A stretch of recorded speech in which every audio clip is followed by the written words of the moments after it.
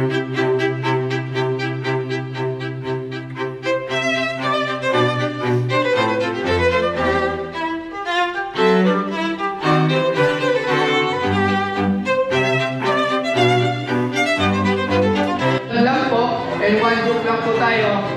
keep yung formation natin na sama-sama and wala po sana.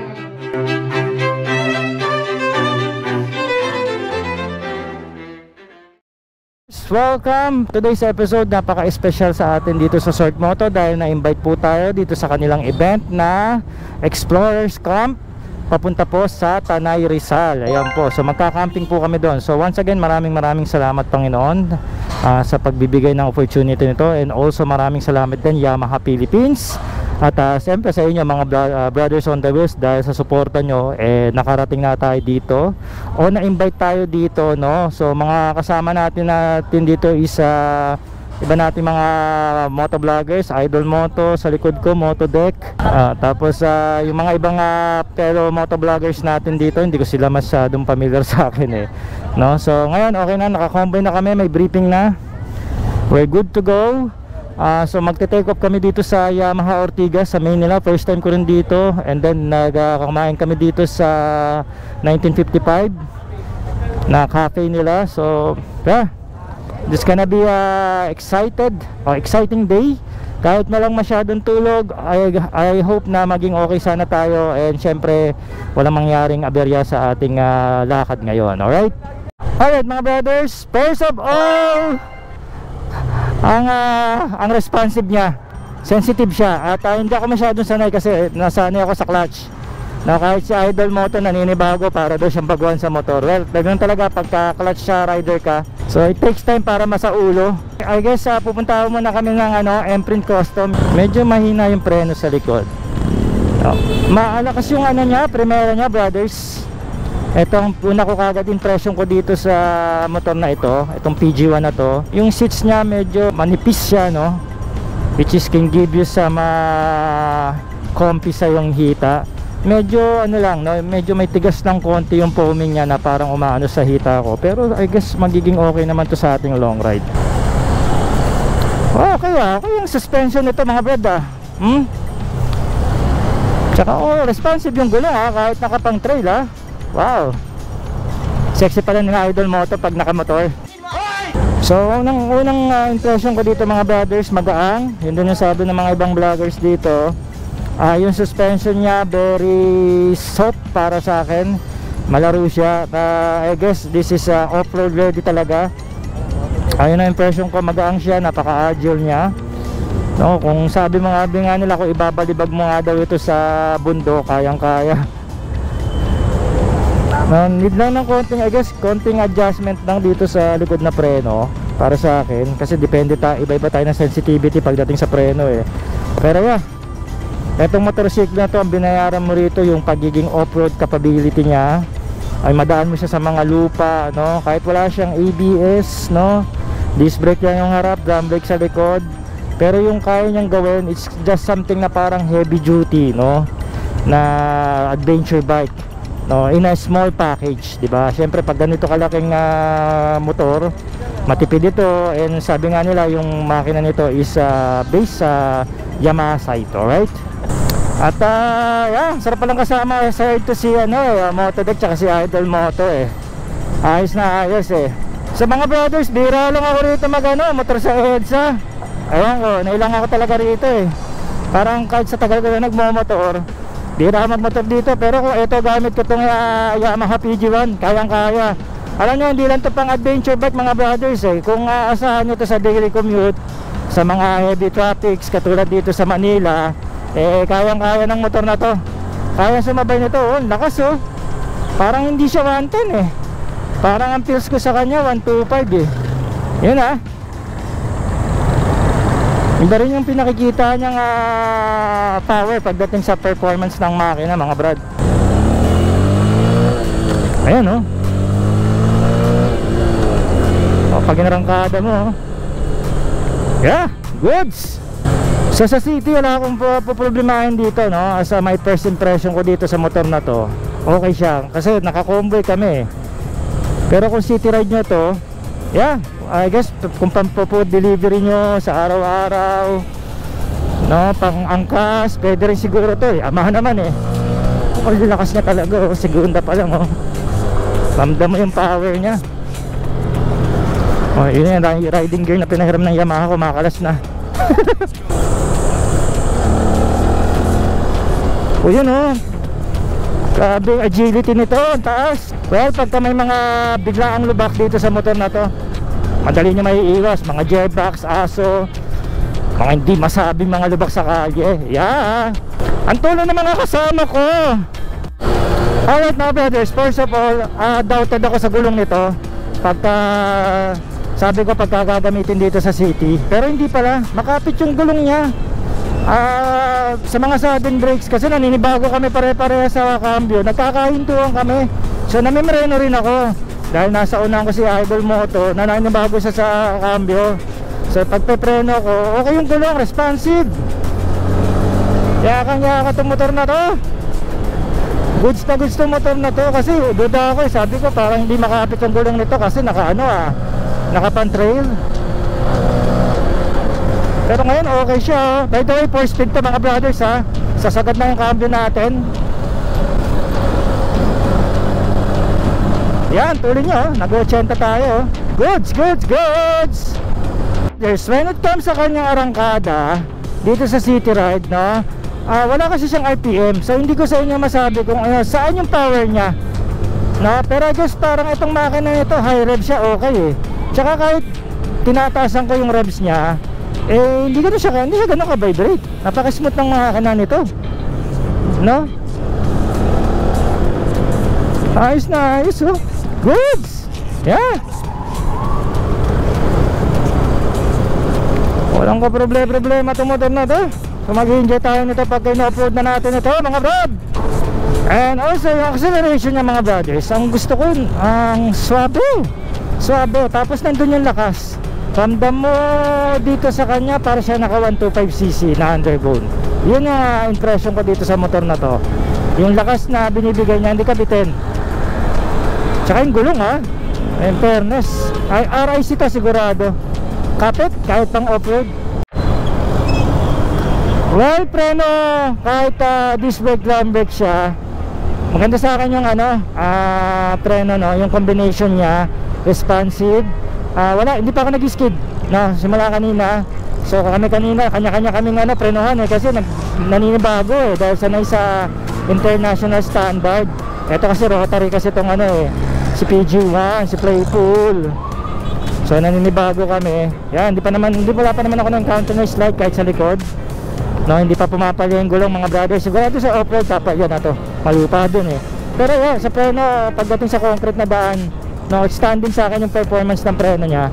Kahit wala siyang combi brake, no, drum brake na sa likod, disc brake sa harap, na maliit lang ang disrotor nito. Ilang caliper to? Isa lang, oh.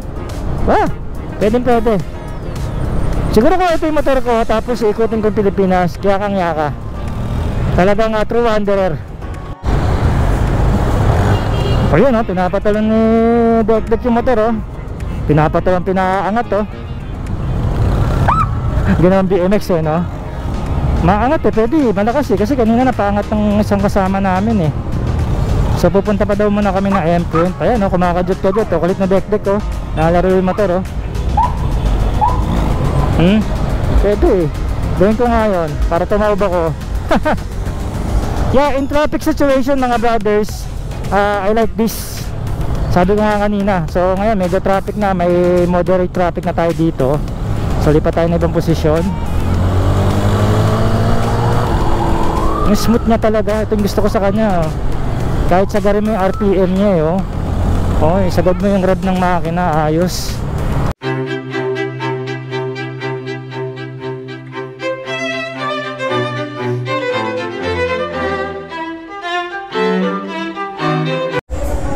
Alright mga brad, gear up na kami. Kasabay ko si Idol Moto. Tabi ko siya. Hihi. Kilala kong kaliskis mo, oy. Naka-gear pala siya sa loob. Kala ko wala siyang riding gear. Inaalala ko pa naman. So isa na to siguro sa mga ride na hindi ko malilimutan mga brad. Kasi mga kasabay natin mga kilalang vloggers. and media. Yeah, pare-pares kami nga excited, masaya. Nakatapos na kami mag-breakfast sa Imprint Customs. Alright, maraming salamat Imprint sa iyong pa-breakfast. At ngayon, papanik na kami ng Rizal. Alright, nasa unahan natin ngayon mga buddies si Sir JT ng Motor and also Idol Motor. Alright, and also yung ating magiting na Haggard yan, no? Sa unahan, no?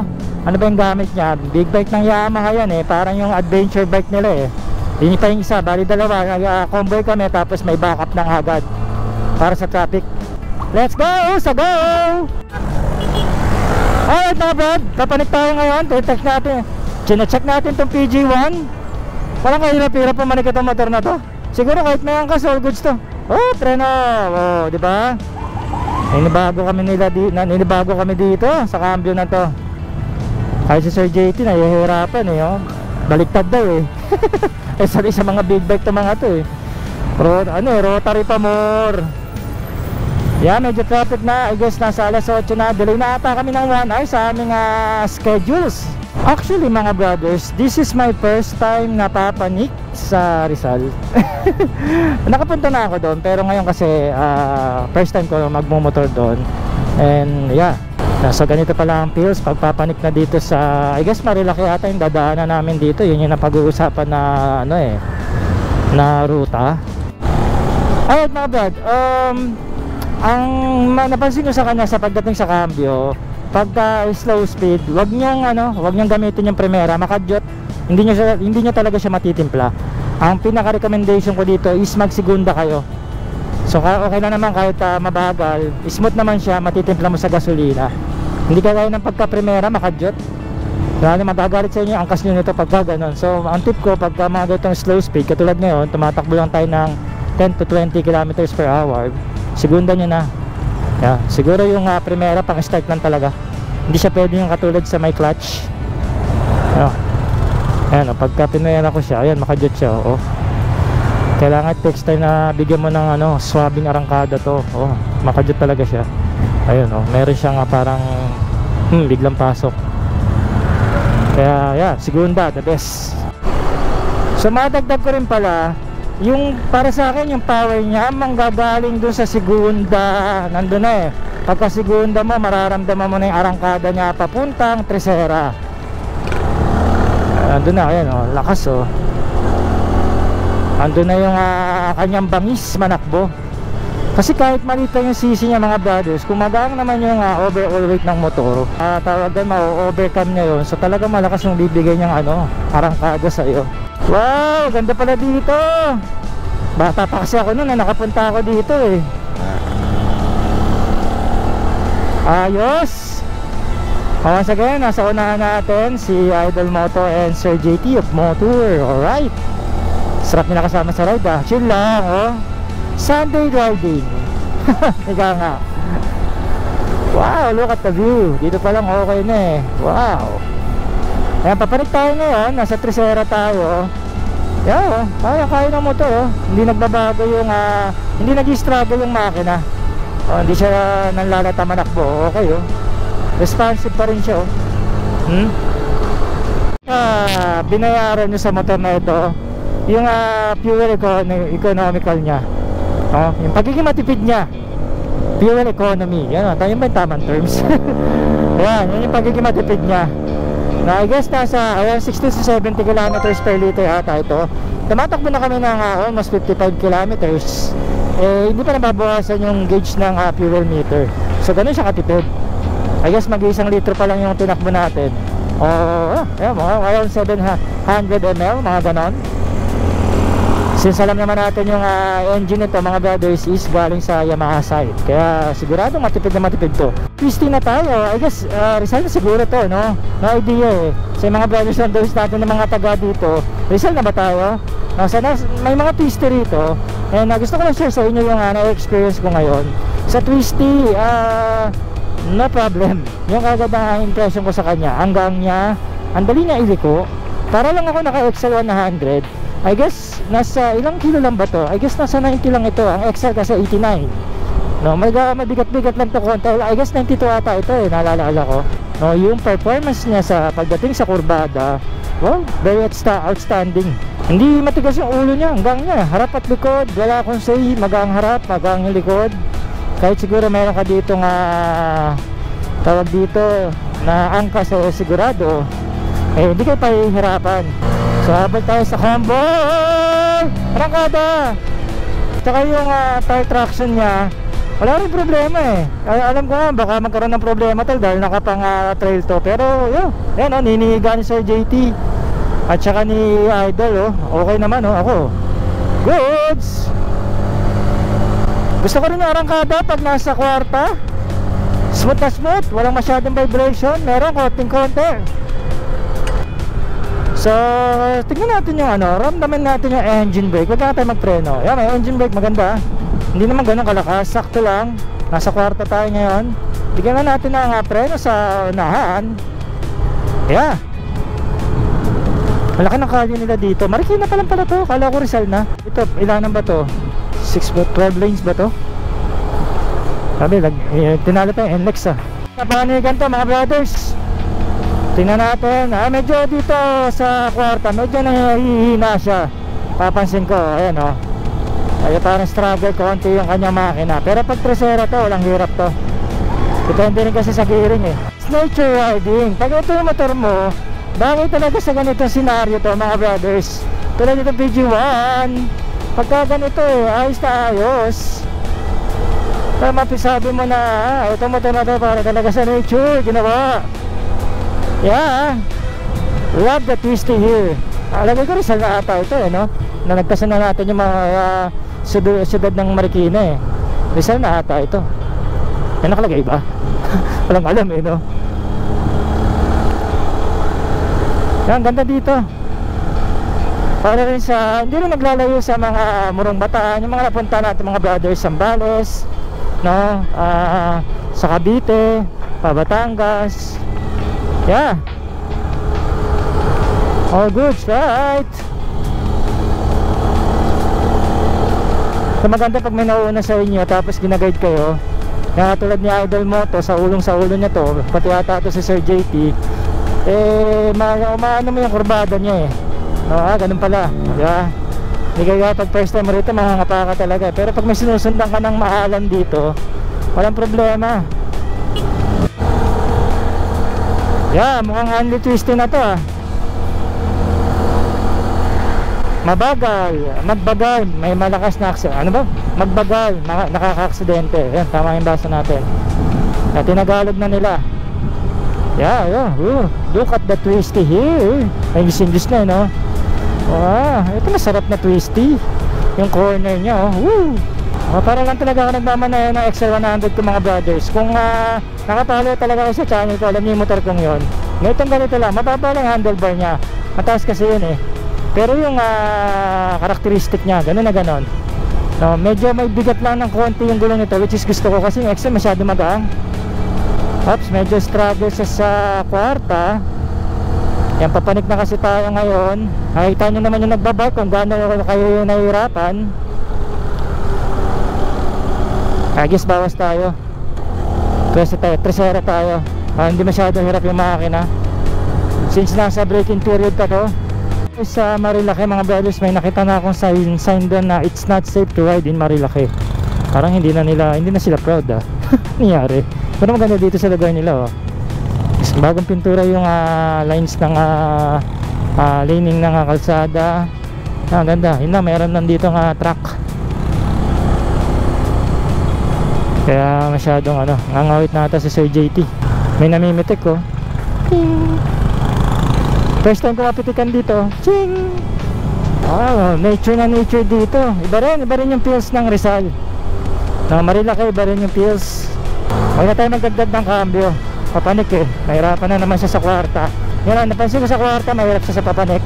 So, Tresera lang kayo mga brothers. Kasi syempre medyo mataas na rin yung cambio ng kwarta Lalo na kung may angkas kayo rito, baka magsigunda lang kayo dito o hanggang Tresera. Grabe, sarap ng twisty rito. Iba rin yung twisty nila. Halo-halo rin. Mayroon talagang kurbadang sharp. And then may tama lang, may smooth. Tsaka ang daming mamimitik.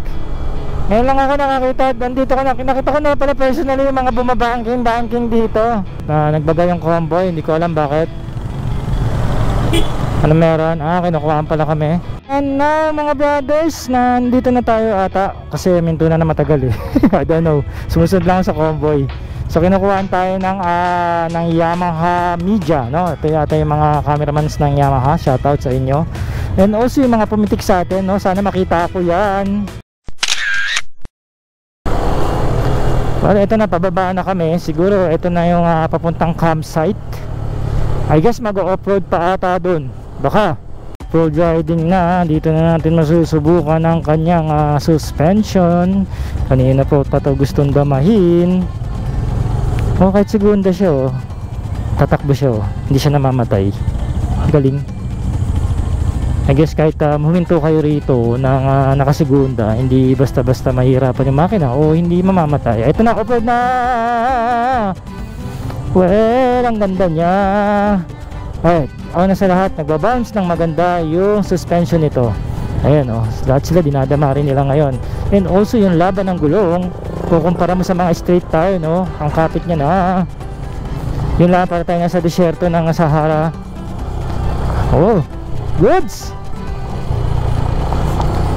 Actually hindi ko talaga to trip yung mga ganitong ride eh. Pero ngayon unti-unti ko na nagugustuhan since na nagiging nature lover na ako mga brad.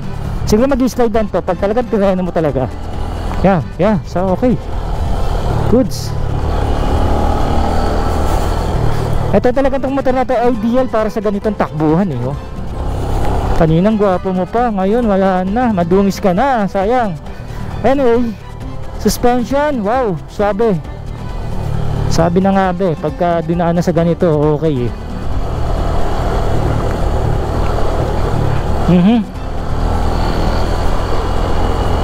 So mabagal lang tayo dahil di naman talaga tayo off-road rider. Saktuhan lang. Pero mga brothers, suspension ito, hindi naman sa pinopromote ko yung motor na to. Sinasabi ko lang sa inyo na nararamdaman ko. Ako kasi daw masaya sa suspension, pero iba talaga yung suspension ng Yamaha eh. Kahit yung Yamaha SEGO. Ito ganda, lalo na yung likod. Ganda ng play nya yung lubog yung pre-play nya. Swabe to. Kaya pala pinangalan ng Playful Gear. Mapaglarong gamit. Pwede ba yun? Ganun ba yun? No? Ayos. Ito na, medyo mas mabato rito.